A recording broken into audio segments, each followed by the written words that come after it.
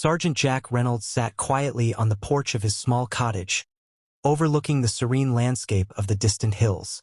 The sun hung low in the sky, casting a warm glow on the peaceful world he had chosen to retire to. It had been years since he had put down his weapon, abandoned the uniform, and stepped away from the relentless chaos of war.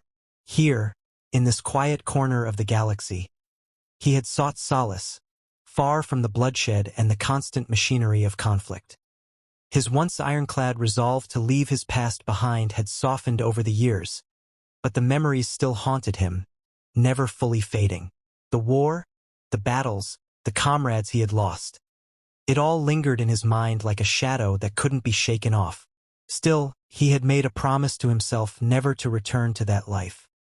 He had traded his combat boots for boots meant for quiet walks, his uniform for simple clothes, and his rifle for a worn-out fishing rod. Yet, today something felt different. The sound of a distant engine broke the evening's stillness, its low hum growing louder as it neared. Reynolds' eyes narrowed, his instincts flaring to life. He stood, instinctively reaching for the rifle he had long left hanging on the wall. But the weight of the weapon felt unfamiliar in his hands. He hesitated, allowing his mind to work through the memories that had been buried deep. He had left that life behind, hadn't he? The engine's hum turned into a mechanical whirring as a sleek, Imperial shuttle descended slowly onto the small clearing by his cabin. The craft landed with the precision and efficiency only the Empire could manage. His heart sank as the landing ramp lowered, revealing two figures, both wearing the dark uniforms of Imperial officers. The sight of them, so reminiscent of his past, struck a chord deep within him. "Sergeant Reynolds?" one of the officers called out as they approached. The voice was clipped, professional, yet there was an edge to it that suggested they were not just here for a friendly visit. Reynolds had never forgotten that tone. "That's me," Reynolds replied, his voice steady but edged with caution. "What brings Imperial officers all the way out here?" "We're here on official business," the officer said, stepping forward with a data pad in hand. "You've been requested by the Empire. There's a matter that requires your expertise." Reynolds studied the officer carefully. The younger man's face was impassive, unreadable. The older officer, standing beside him, exuded a confidence that came from years of service, but even he couldn't mask the tension in the air. Reynolds had known both men back in his service, but he could tell they were no longer the same. Neither of them was the soldier he had fought beside all those years ago. The years of war had transformed them into something else entirely. "I've been out of service for years," Reynolds said, his voice thick with the weight of his words. "I've no interest in your Empire's business anymore." The older officer's expression hardened, his gaze sharp as he locked eyes with Reynolds. "This isn't a request, Sergeant. This is an order." Reynolds felt a flicker of anger rise in his chest. He had sworn never to return to the Empire's wars, to escape the endless cycle of violence that had once consumed him. But now, here they were, pulling him back into the very thing he had tried to leave behind. "We need your skills," the younger officer continued, his voice now tinged with impatience. "There's a situation, an insurgency that's become more dangerous than we anticipated. Your experience could tip the balance in our favor." Reynolds stiffened. The insurgents, the rebels who fought against the Empire's rule, they were nothing new. The Empire had fought these wars for years, but this one seemed different, more personal. Something about the way the officer spoke made Reynolds uneasy. "I've left that life behind," Reynolds repeated, his voice firm. "I'm no soldier anymore." The younger officer exchanged a glance with his superior, and the older man stepped forward, his voice lowering. "You may be retired, Sergeant, but the Empire doesn't give up its soldiers so easily. We've made arrangements. You'll be well compensated. We're not asking for your loyalty, only your assistance." Reynolds' gaze drifted to the horizon, the weight of the moment settling in. For a brief moment, he felt the old call of duty stirring within him. He had been a soldier once, had fought for the Empire, bled for it. He knew the price of loyalty all too well. But the thought of returning to that life, the endless fighting and the crushing weight of duty, made his stomach twist. I'm not your soldier anymore, he said, his voice colder now. I've earned my peace. For a long moment, there was only silence between them, the weight of Reynolds' refusal hanging in the air. The younger officer shifted uncomfortably, but the older officer remained still, his gaze unwavering. You will help us, Sergeant, the older officer finally said, whether you want to or not. Reynolds' hand tightened around the rifle at his side, but he did not raise it. The officer's words were a reminder of the Empire's reach, their ability to manipulate and control even the most unwilling. He had fought for them once, followed their orders without question, but that was in the past. He had earned his peace. I'm not interested in your war, Reynolds said again, his voice final. Leave me out of it. The older officer's lips curled into a thin smile, but there was no warmth in it. You don't have a choice, Sergeant. Not anymore. Before Reynolds could respond, a loud crackle from the officer's communicator interrupted. The older officer raised a hand, silencing it, then looked back at Reynolds with a new intensity in his eyes. Consider this your last warning, the officer said coldly. The Empire has a way of reminding people of their obligations, whether you want it or not. Reynolds' gaze hardened. He had seen this before, the arrogance, the certainty that the Empire's will could never be defied. But something had changed in him since his retirement. He had grown weary of fighting, weary of the Empire's iron grip on the galaxy. I've already made my decision, Reynolds replied, his voice steady. I'm not going back. Without another word, the officers turned and began to walk back toward the shuttle. Reynolds watched them go, his heart pounding. But as they boarded and the craft lifted off, the reality of the situation sank in. They would not be giving up on him so easily. The Empire always found a way to get what it wanted. Reynolds turned back to his cottage, his mind racing. The peaceful life he had fought so hard to build was now slipping through his fingers. The past had come calling, and no matter how much he wished it away, the war was never truly over. And the Empire? They had no intention of letting him fade into obscurity. As the shuttle disappeared into the sky, Reynolds felt the familiar weight of his past bearing down on him once again. He wasn't ready for this, but the Empire had made it clear he had no choice. His peaceful life was over, and now there was no turning back. The transport shuttle sliced through the atmosphere, its engines humming softly, a stark contrast to the chaos of Reynolds' thoughts. He sat in the dimly lit cabin, staring out of the viewport, watching the planet's surface below slowly emerge from the haze.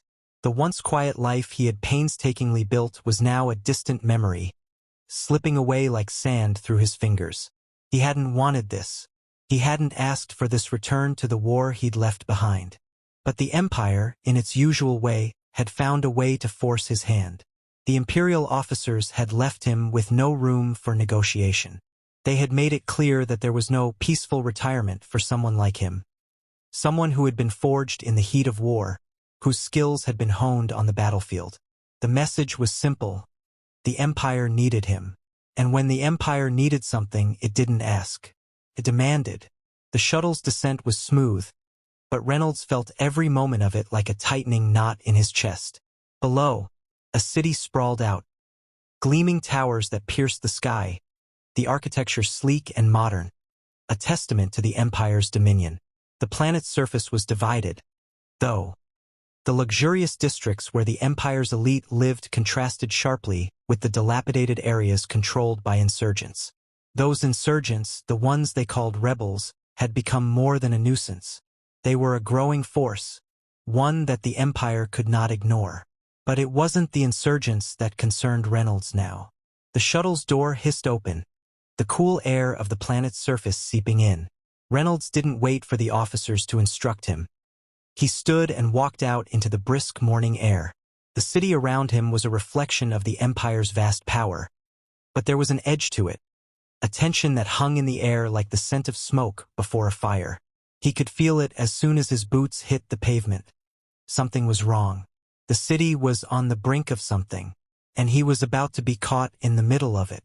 A sleek black speeder pulled up to the landing pad, its tinted windows concealing the occupants within. The younger officer, the one who had initially approached Reynolds at his cottage, stepped out first. His uniform was immaculate, the crisp lines of his jacket sharp enough to cut through steel. He nodded curtly to Reynolds, his expression unreadable. "You'll want to follow me," the officer said, his voice clipped. There was no warmth in it, only cold professionalism. Reynolds didn't respond. He simply followed, the weight of his silence speaking volumes. As they moved deeper into the heart of the city, the contrast between the gleaming towers and the decaying areas became more pronounced. The higher they climbed, the more pristine the surroundings. But Reynolds couldn't ignore the scenes of poverty and violence below, the insurgent-controlled zones where rebellion had taken root. The Empire's control was slipping, and the insurgents were growing bolder. They stopped in front of a large, imposing building. The architecture was imperial to the core, efficient, cold, and unmistakably authoritative.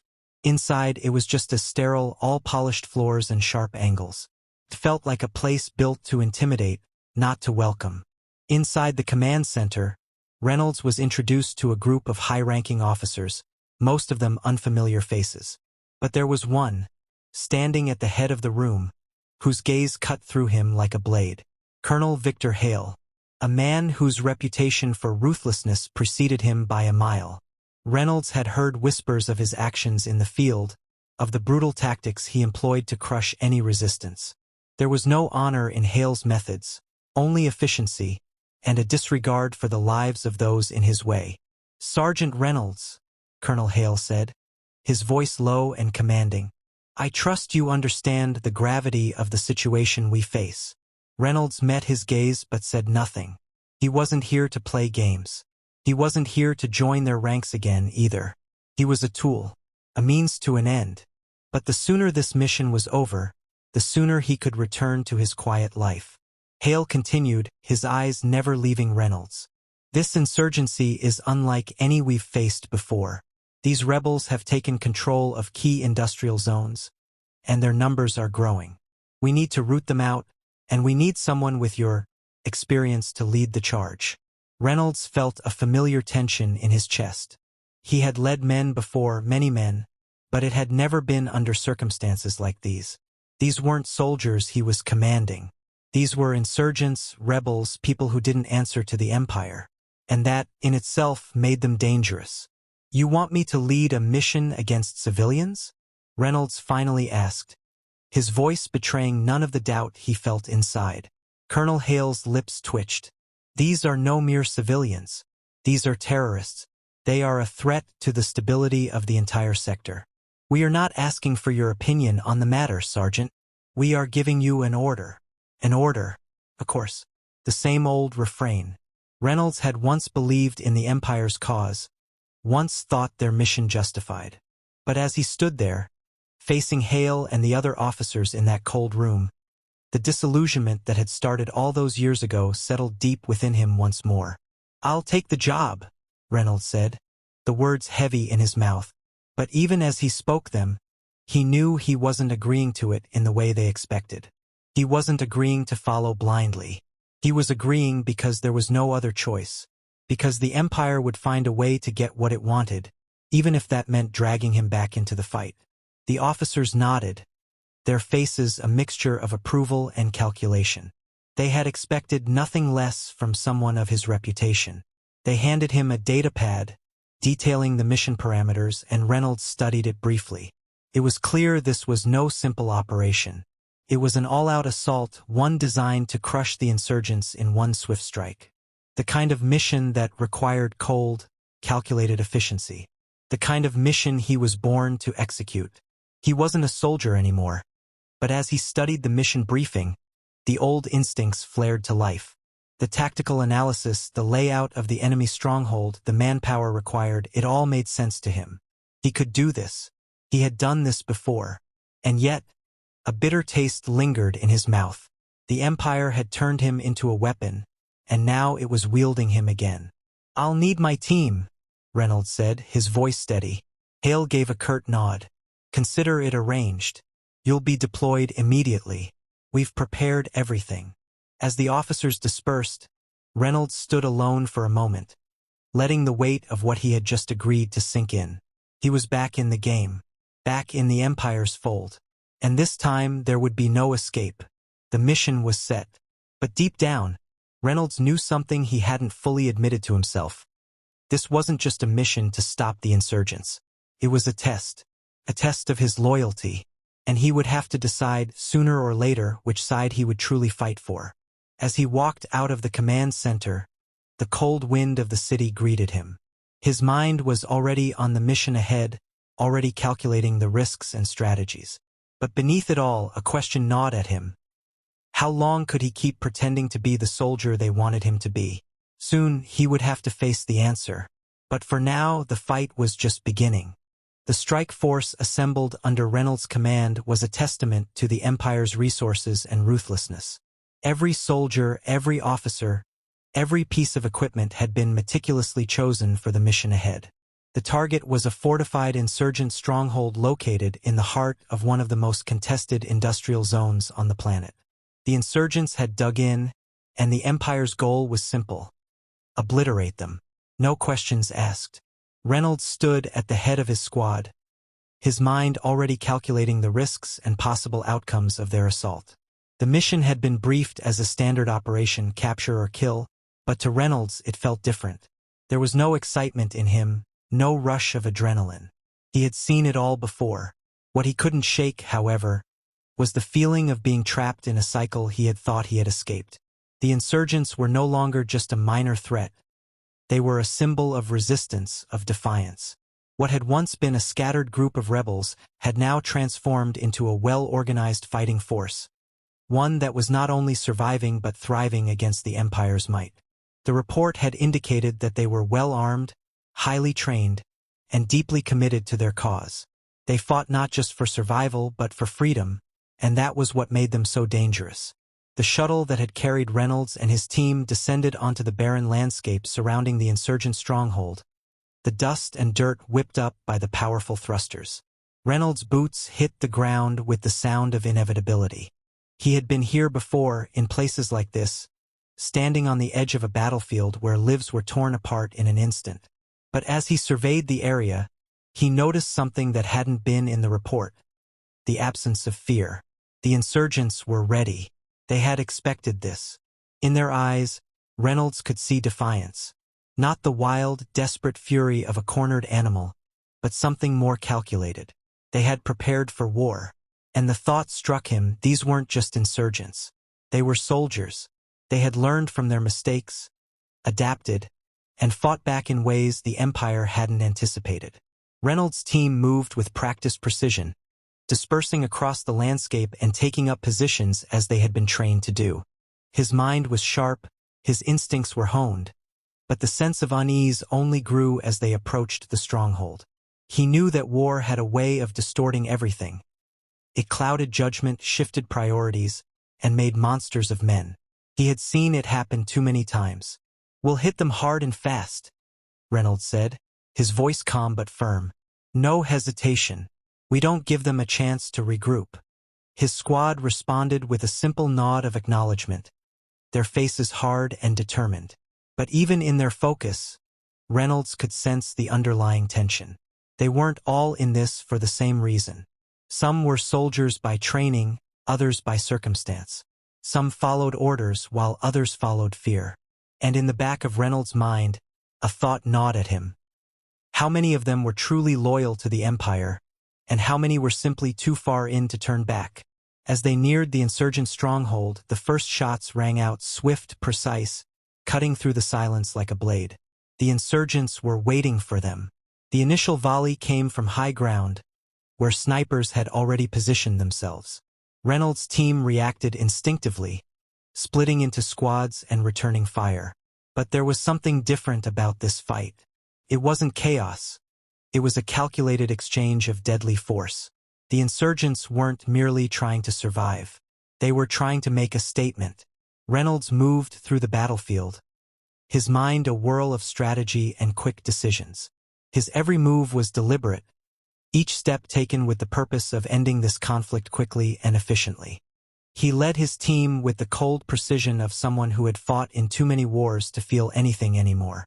But as the skirmish escalated, he couldn't ignore the growing realization that the fight wasn't as clear-cut as it seemed. The insurgents weren't just fighting the Empire. They were fighting for something greater, something the Empire had long since forgotten. By the time they breached the outer defenses of the stronghold, Reynolds' team had suffered casualties. 2 soldiers, both veterans of numerous campaigns, lay dead on the battlefield. The sound of their final breath was drowned out by the screams of the wounded, but it echoed in Reynolds' ears. Every loss was a failure in his mind, a failure of strategy, a failure of leadership. But this was no ordinary mission. The stakes were different, and Reynolds knew it. There was something at play here that transcended mere military objectives. They pushed deeper into the compound, the walls lined with insurgent fighters who fought tooth and nail to hold their ground. The battle raged on, each room cleared with brutal efficiency. Reynolds' mind remained focused on the task at hand, but in the back of his thoughts, a flicker of doubt began to burn.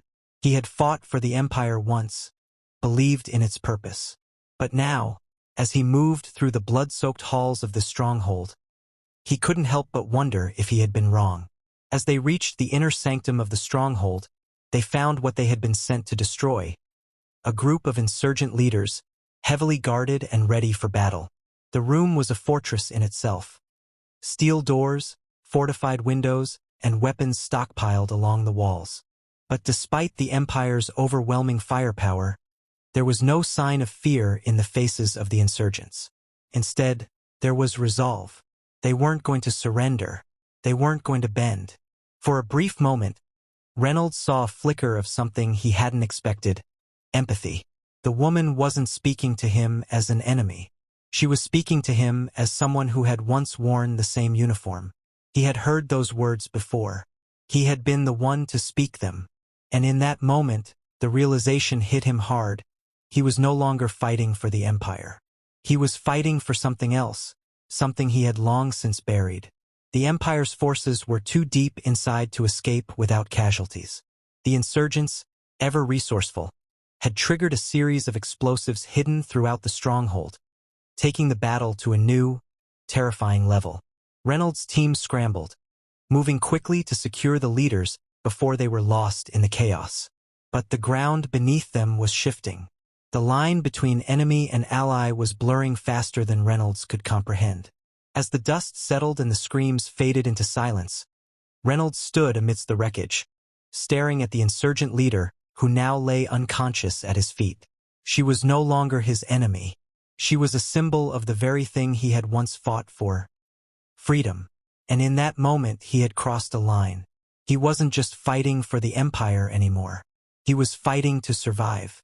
And survival, he realized, wasn't always about victory. Sometimes it was about choosing which battles were worth fighting. And as he stood in the heart of the insurgent stronghold, surrounded by the dead and dying, Reynolds knew that the Empire he had served had no place in this war anymore.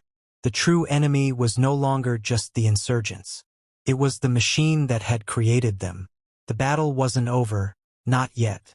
But Reynolds had already made his choice, and there was no turning back.